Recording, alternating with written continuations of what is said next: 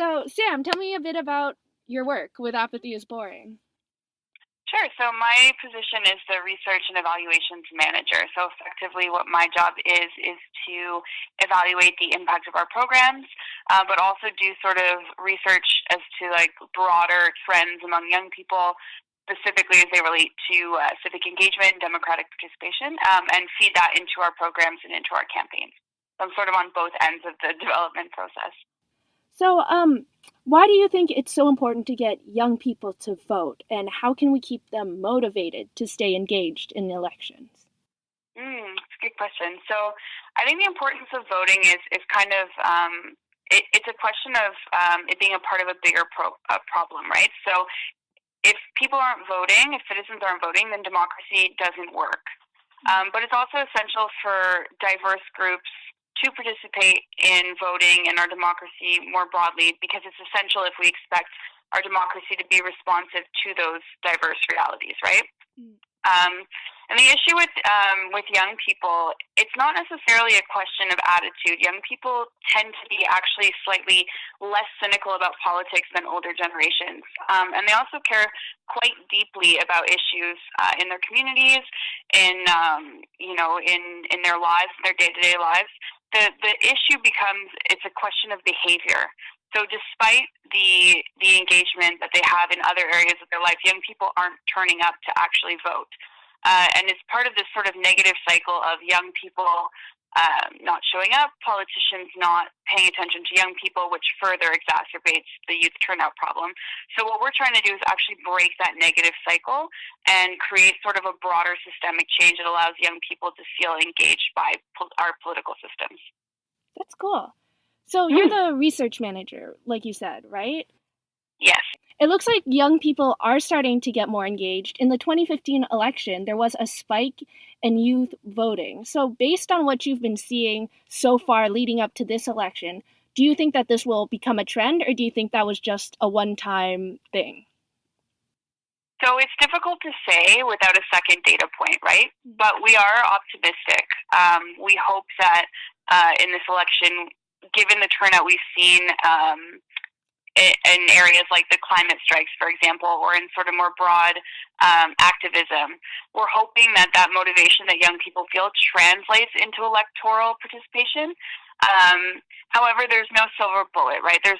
Youth are incredibly diverse. We're currently in this election the largest voting bloc in terms of eligible electors. So what we're seeing is that we need those young people need to find that connection to the election, and there are pollsters reporting that motivation sort of across the board is down this election, but we're optimistic. We're hoping that either we can keep sort of participation at the same levels, or as you said, that it would further sort of start to trend back up. And so you said that like people are engaged like outside of the election, but not necessarily showing up to vote. How do you think we can get people to kind of relate the election with their other interests? Well, one of the things that I like to sort of remind people is that even in a federal election, democracy is an incredibly local reality, right? So if we are not feeling our lives, as I said, connected to that process or what we're hearing in the broader media narrative, it's really important that we start to have conversations within our networks, within our families, within our friend groups, about the issues that we care about, and start to make those connections ourselves to the broader political conversation. And one of the best things you can actually do to get someone to vote, and research supports this both in Canada and the US, is to just ask someone.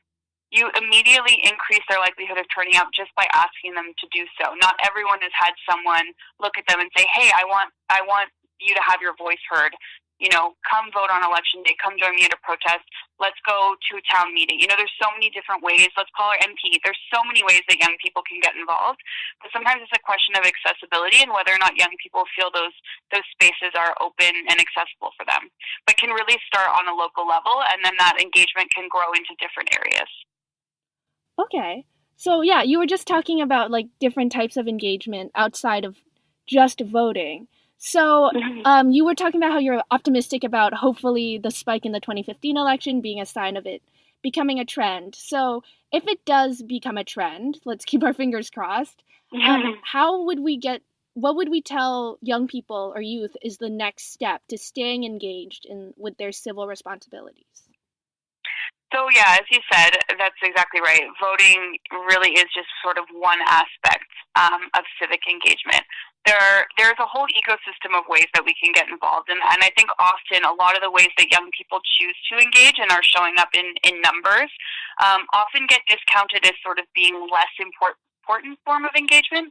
But we really feel that they might have difference in terms of the power available in those means, but they are nonetheless important, right? And an important part of the broader picture. So you talk about, as you said before, activism, protest, speaking to your MP, attending meetings, volunteering with a local community organization can be a way to be engaged in your community. But can also be smaller things, sort of the unspoken about labor that goes into community building, like taking care of your neighbors, having conversations, speaking to your friends about issues that you care about. There's so many different ways. Posting online. Posting information online is a way of engagement. You're sharing knowledge about issues that you care about. There's a lot of different ways in there, and ultimately, we also tend to forget young people are eligible to run as candidates as well, and it's rare that we see young people engage in that way. But that's also a tool available to us in our democracy. So young people running as candidates, that's a really interesting concept. I feel like, at least for myself as a 17-year-old, if people were to, like, if people around my age group were to run as candidates, I think they'd maybe be discounted or ignored a little bit by some of the older demographics who are voting. What would you say to those people who are maybe brushing off younger candidates? Well, so to be a candidate, I think the minimum age is probably 18. Yeah. So I will speak from 18 and up. Yeah. So I love the enthusiasm and the idea of a 17-year-old running as well. But I would say that there's something to be said for being young. There's a lot of power in being a young person, and we don't often speak about this, but there's a lot of research that suggests that young people are actually sort of hardwired, cognitively speaking, in a neurological way, for innovation. So young people from the ages of about 15 to 25 tend to be less risk averse, more creative in terms of solution building and ideation, and really can contribute a lot to solving our collective problems. Where that sweet spot is with that is that when you pair young people who have this sort of this creative take on these issues with older people who have the skills and experience to actually implement those visions, then you actually have a really great partnership happening. And that's why we really promote intergenerational work. It's important to acknowledge the power of young people, and I think for young people too, to acknowledge the strengths of wisdom and experience, and really work together to create solutions.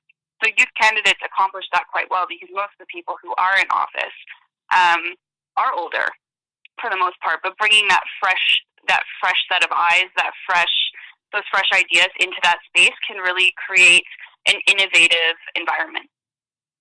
Cool. So it's a bit about, like, cooperation between generations. Absolutely.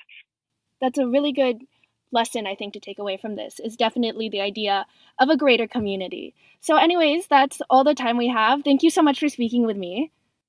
My pleasure.